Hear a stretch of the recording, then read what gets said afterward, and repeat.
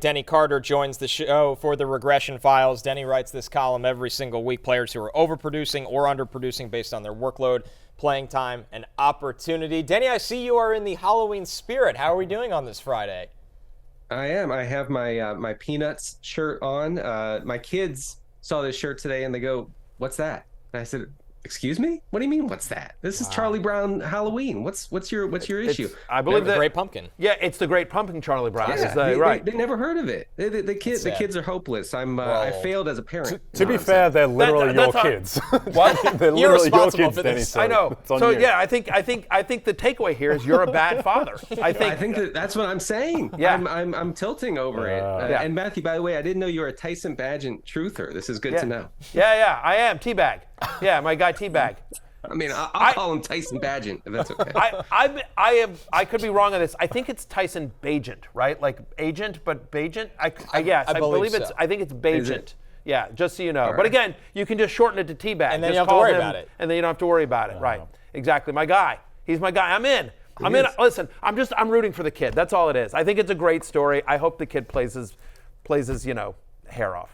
That's the Well, new listen, I'm going to throw him in a DraftKings lineup for you this week. Thank you. I appreciate that. Thank you very much. Denny, after your tough Halloween parenting, it seems like maybe you could be a positive regression dad this week. We'll see where that goes. But nowhere to go but up. Give me a negative regression candidate from your article this week.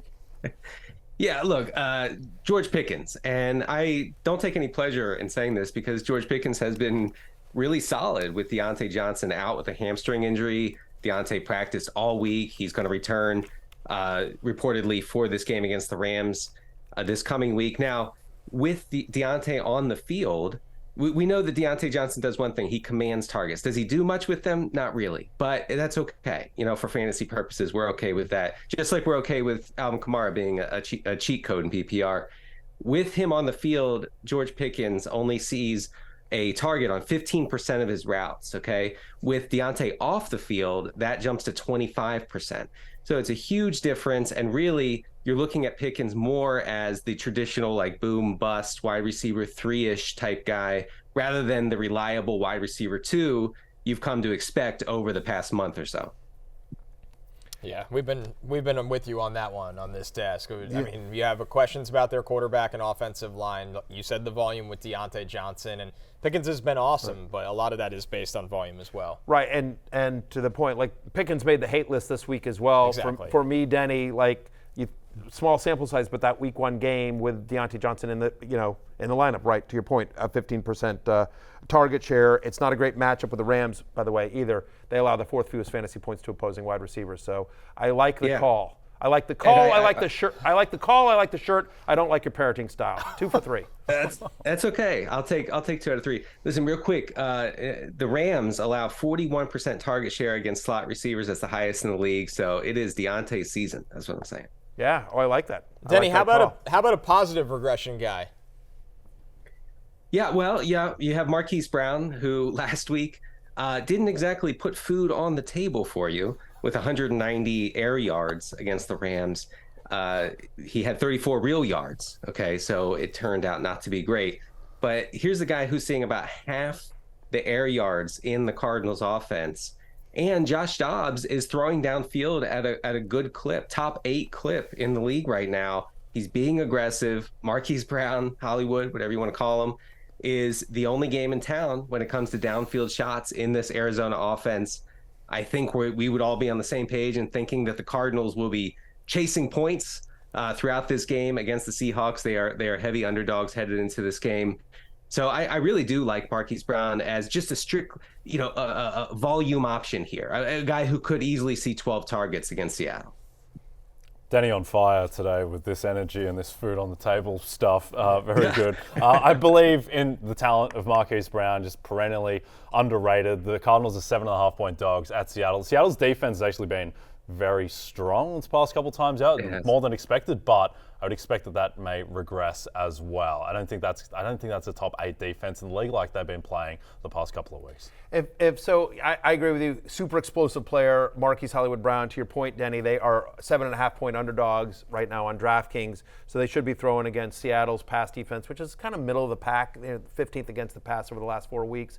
But if Marquise Brown, whose nickname is Hollywood, right? So he's explosive, like he's exciting. His nickname's Correct. Hollywood Brown. Yes. What city should we name Denny after? Like, is he like Kalamazoo Carter?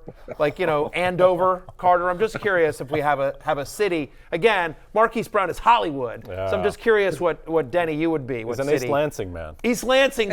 East Lansing Carter. There we go. Yep. Anywhere where everyday hardworking Americans are, that you can name me after that city all day. That's fine. Pittsburgh Carter. Yeah. there Milwaukee. we go. Milwaukee. Yeah, there we go. I mean, I hate East Lansing. I do like Denny, and I hate East Lansing. I know So, you do. Yeah, it's very so strange. I don't think it's so want to East be. Lansing. But I think the Midwest is right. I think you're, in terms of, hardworking, no fanciness, No frills. You're kind of Johnny Lunchpail. Yeah. Yeah. You're Oh yeah, blessed, no, sure. I literally I have a lunch pail on my desk as I write these articles. You guys don't even know. Yeah, I believe it. I absolutely believe it. All right, I think I'm supposed to one guy that was in your column, Denny. One column that was one guy that was in your column, which is by the way available for free on rotorworld.com, NBCSports.com on Company Man. That is a positive regression candidate, and I absolutely love this call. Is Matthew Stafford, who's also in Hollywood, of course. Just the idea that, Stafford, third most pass attempts per game this season. So he's throwing a ton. The touchdown passes haven't been there, and I think it's due to some bad luck, right? I mean, last week, Puka Nacua and Tyler Higbee both should have had receiving touchdowns. Neither did. They both dropped it. You see it here on your screen for those of you watching live. Here's the Puka touchdown. Should have had it, didn't come up with it. It bounces off the turf. That's another reason why I'm so high on Puka. Everyone's just like, he didn't have a great game. They just didn't throw very much. But, right here, this is the Higbee one. Just bounces off his fingers. Come on, Higbee. You got to come up with that. That's a catch you've got to make. It's brutal. So too bad that was just last week. But, for the season, Stafford has a 2.6% touchdown rate. His career average is 4.6. And the only quarterbacks with a lower touchdown rate this season, Mac Jones, Derek Carr, Zach Wilson. He's too good. They throw too much. His receivers are too talented for him to be this low on the touchdown rate.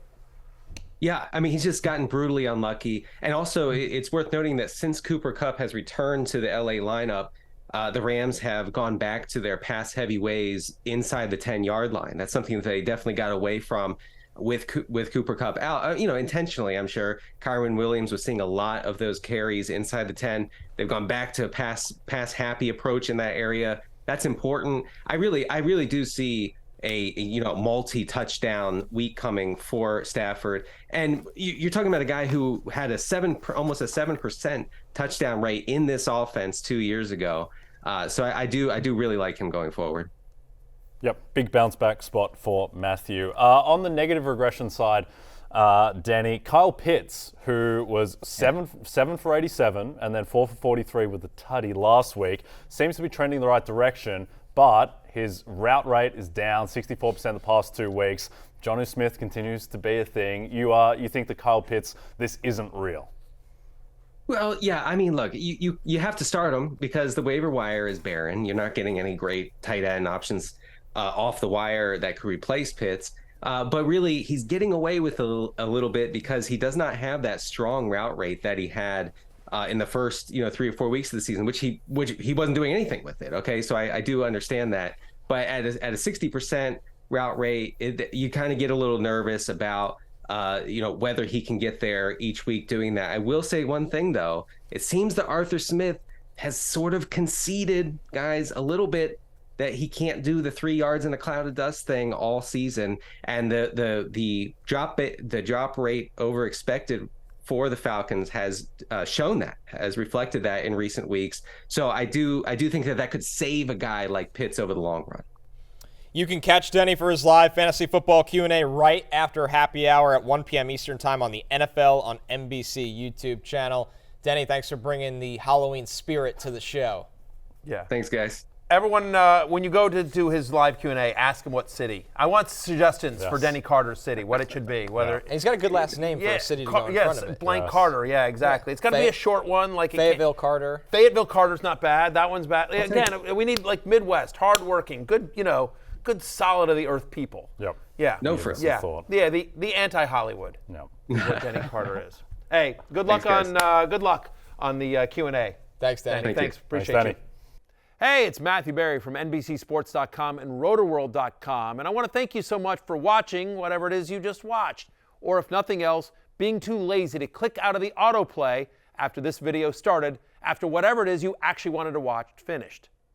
But now that you're here, I'd like to take a moment here to ask you respectfully now, okay? I'm asking you respectfully to subscribe to the NFL on NBC YouTube channel.